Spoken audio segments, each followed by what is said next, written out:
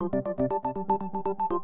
same opposition members demanding the resignation of Ukrainian President Viktor Yanukovych just turned down an offer to be part of his government.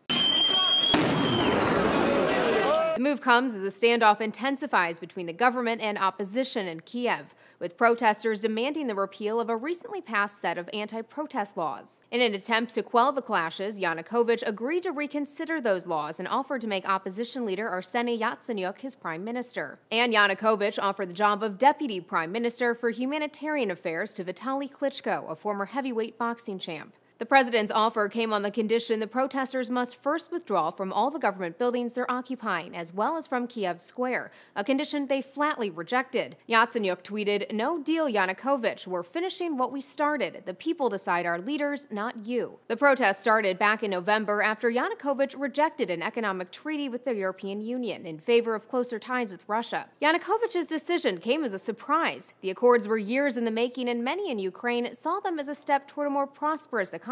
Ever since, the opposition has been demanding the resignation of Yanukovych and his government. And while many have portrayed Yanukovych's offer as a major concession, the Financial Times suggests the move may have been more calculated than that, noting the president's proposal left the protesters with little choice. By accepting the offer, they would have risked alienating themselves from protesters on the square pressing for more. But by rejecting the compromise deal, they risk allowing the authorities to portray them as unwilling to accept any deal. So far, 6 people have died and more than 1,000 have been injured since the clashes between protesters and police began in late November. For Newsy, I'm Elizabeth Hagedorn, multiple sources, a broader view.